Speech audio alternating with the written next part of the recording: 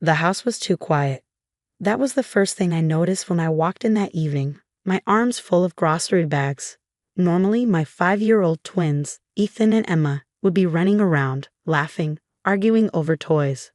But tonight, there was nothing, just silence. Melissa, my sister-in-law, was supposed to be babysitting. She had been our go-to for months, always eager to help. Too eager, I would later realize. "Melissa?" I called out, setting the bags on the counter. No answer.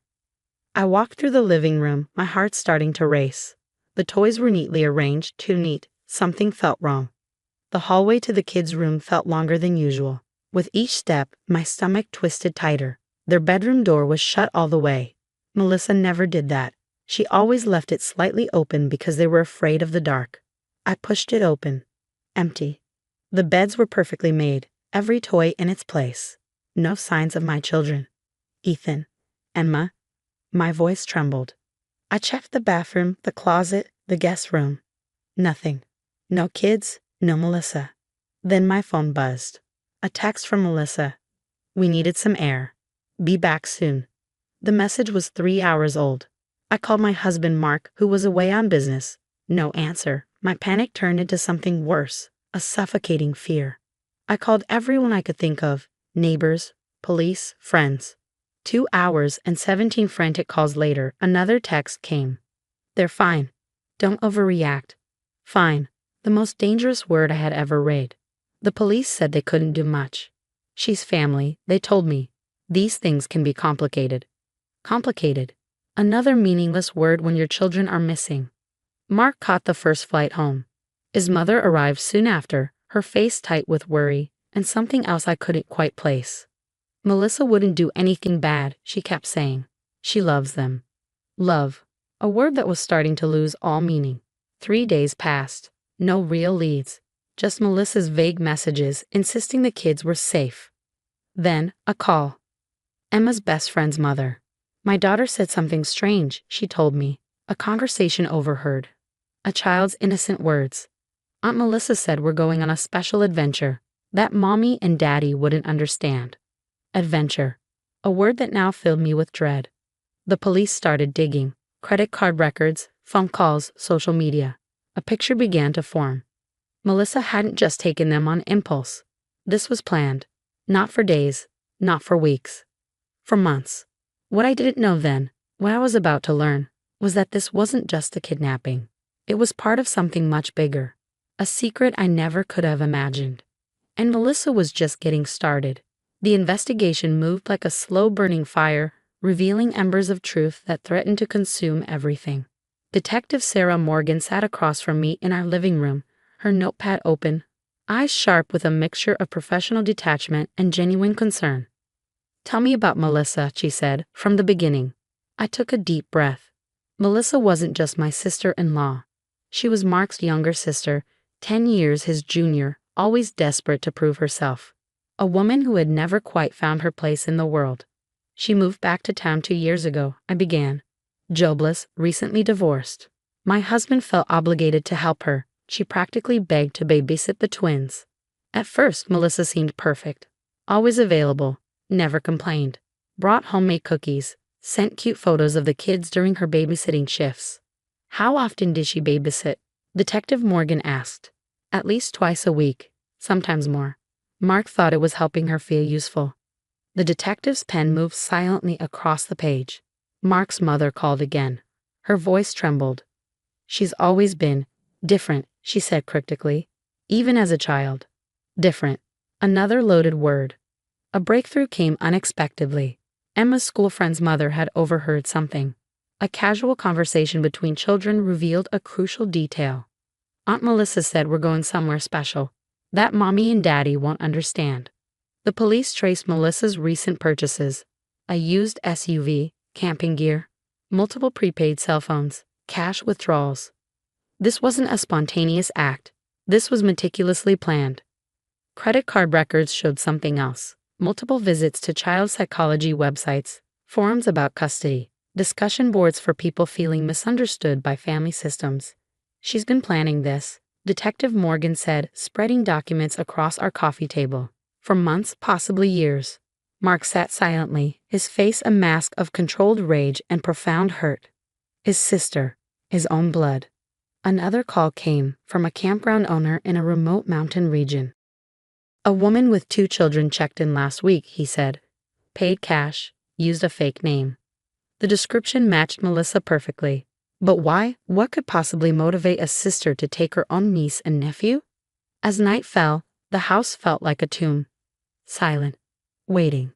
Mark's mother arrived, her usual composure shattered. There's something you need to know, she said, her voice barely a whisper. She revealed a family secret buried for decades, a story of childhood trauma, of a sister who was always different.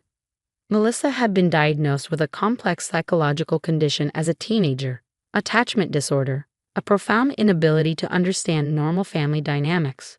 She always wanted children, Mark's mother said, but could never have her own. The pieces started forming a terrifying picture. Melissa didn't just take the children. In her mind, she believed she was saving them, rescuing them from a life she deemed inadequate. A psychological evaluation from her past surfaced. Recommendations for long-term therapy, warnings about her potential behavior, warnings everyone had ignored. Detective Morgan outlined the next steps, a multi-state search, national alerts, every resource mobilized. We'll find them, she promised. But her eyes told a different story. The uncertainty, the fear. As midnight approached, my phone buzzed. A text from an unknown number. They're safe. Better than ever. You'll understand soon. The game was about to change, and nothing would ever be the same. The mountain cabin stood isolated, surrounded by dense pine forests that seemed to swallow sound itself. Local authorities had tracked the location, but something felt off from the moment they approached. Detective Morgan briefed us before the planned operation. We need to be careful, she warned. Melissa's psychological profile suggests she might become volatile if cornered. Mark gripped my hand so tightly I could feel his pulse racing. 2 weeks had passed since Ethan and Emma disappeared. 2 weeks of hell, of uncertainty, of every parent's worst nightmare. The plan was precise. Local law enforcement would approach from multiple directions. A tactical team stood ready. The goal: rescue the children safely. As dawn broke, the operation began. Aerial surveillance showed movement inside the cabin. 2 small figures. An adult. The thermal imaging was clear enough to confirm the children were alive. We're going in, the lead officer radioed. What happened next would become a story whispered in local law enforcement circles for years to come. The cabin wasn't just a hiding place. It was a carefully constructed world. When they breached the door, they found something unexpected. The children were not just safe, they were thriving. Melissa had created an elaborate homeschooling environment. Educational materials lined the walls. The twins' beds were meticulously made, nutritious meals prepared, their clothing clean and organized. But it was their reaction that shocked everyone. Ethan and Emma didn't cry, didn't show fear. Instead, they looked confused by the commotion. Are we going home? Emma asked, her voice calm, too calm. Psychological evaluations would later reveal the depth of Melissa's manipulation. She hadn't just taken the children. She'd systematically worked to make them believe their parents didn't want them. Hours of interrogation followed. Melissa remained eerily composed. I was protecting them, she repeated, from a life of mediocrity, from parents who didn't understand their potential. The legal process was complex. Psychological evaluations, family court hearings, each layer revealed more about Melissa's intricate plan. She had documentation, fabricated evidence suggesting we were unfit parents, carefully crafted narratives designed to justify her actions. Mark's mother broke down during her testimony. She was always different, she repeated, always trying to prove something. The children underwent extensive psychological evaluations. Counselors worked carefully to understand the trauma, to help them process their experience. Slowly, carefully, Ethan and Emma began to reconnect, to understand. The first night home was surreal. They were physically present, but emotionally distant. Years of careful manipulation couldn't be undone overnight. We're going to get through this, Mark whispered to me, holding me as I cried. Months of therapy followed. Family counseling, individual sessions, a delicate process of rebuilding trust. Melissa was charged with kidnapping, but the legal system recognized the complexity of her psychological condition. She would receive treatment, not just punishment. A year later, things began to stabilize. Ethan started Little League. Emma joined a dance class. Small victories that felt like miracles. The day of Melissa's sentencing arrived. Mark chose to speak. "She's my sister," he said, his voice breaking. But what she did was unforgivable. The judge sentenced her to a specialized psychiatric facility. Treatment, rehabilitation, a chance to understand the depth of her actions. As we left the courthouse, Emma tugged at my hand. "Can we get ice cream?" she asked. Such a simple question, such a normal moment. And in that moment, I realized we had survived. Not just survived, we had won. The nightmare was over. But the healing was just beginning. The moral of the story is that love, even when well-intended, can be dangerous when twisted by delusion and unresolved trauma.